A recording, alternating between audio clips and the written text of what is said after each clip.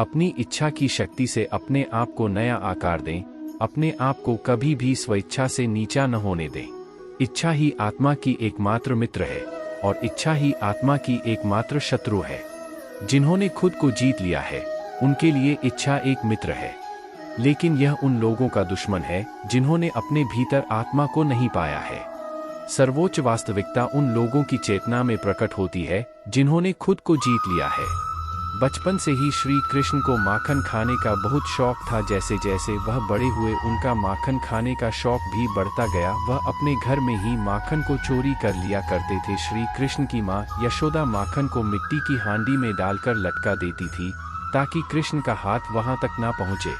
लेकिन श्री कृष्ण और उसके दोस्त हार मानने वाले नहीं थे। एक दिन यशोदा माँ माखन को मिट्टी की हांडी में डालकर लटका कर चली गई। फिर श्री कृष्ण और उनके दोस्तों ने मिलकर युगत लगाई और एक दूसरे के ऊपर चढ़ते हुए कृष्णा माखन की हांडी तक पहुँच गए। उन्होंने माखन की हांडी तोड़ दी और सारा माखन खा गए। श्री कृष्ण और सुदामा की कहानी। सुदामा और श्री कृष्ण बचपन के मित्र थे और दोनों एक ही साथ शिक्षा लेते थे। सुदामा बहुत गरीब था, वह ब्राह्मण था, इसलिए वह दिन भर में 5 घर से भिक्षा मांगकर अपना और अपने परिवार का पेट पालता था। उसे जितना मिलता था उसी से गुजारा करता था, परंतु मिलने वाली भिक्षा उसके लिए पर्याप्त नहीं थी। उसका और उसके परिवार का पेट भी उससे करता नहीं था। इसी भिक्षा से अतिथि सत्कार भी हुआ करता था। सुदामा की पत्नी को यह मालूम था कि सुदामा और श्री कृष्ण दोनों मित्र हैं। श्री कृष्ण द्वारका के महाराजा है, अगर सुदामा उनसे सहायता मांगेगा तो कभी भी ना नहीं करेंगे।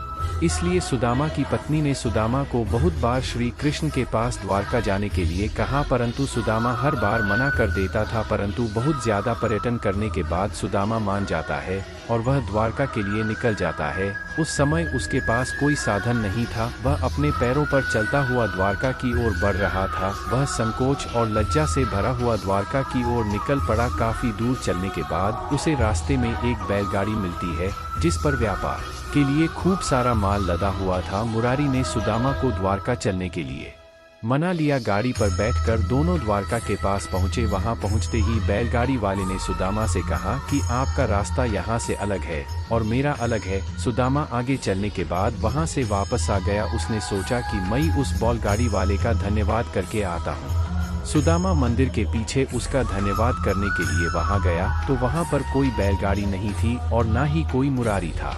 उसे कुछ समझ नहीं आ रहा था। वह सोच रहा था कि एक क्षण पहले वह मुरारी से बातचीत कर रहा था, परंतु दूसरे चरण में यहाँ पर कोई भी नहीं है।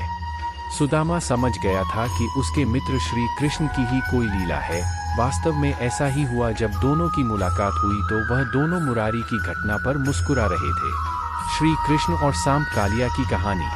एक बार की बात है कि यमुना नदी में एक मीठे पानी की झील में एक जहरीला सांप रहा करता था जिसका नाम कालिया था। कालिया इतना जहरीला था कि धीरे धीरे उसका जहर यमुना नदी के पानी को भी जहरीला बना रहा था। एक दिन उस नदी के किनारे पर एक गाय चराने वाला गया और उसने उस नदी से पानी पीना शुरू कर दिया। पानी पीते ही उस व्यक्ति की मौत हो गई।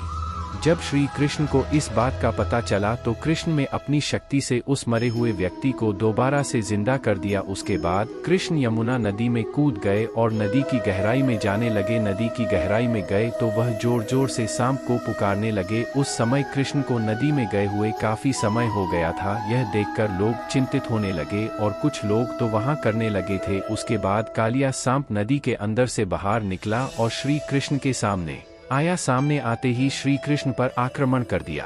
देखते ही देखते श्री कृष्ण उस कालिया सांप के सर पर नाचने लगे। वह कालिया सांप 1000 सर वाला विशाल सांप था। श्री कृष्ण इतनी तेजी से नाचने लगे थे कि कालिया सांप के मुंह से खून निकलने लगा। जब यह बात कालिया की पत्नी को पता चली तो वह श्री कृष्ण के सामने कालिया के जीवन की भीख मांगने लगी। श्री कृष्ण ने कालिया सांप को जमुना नदी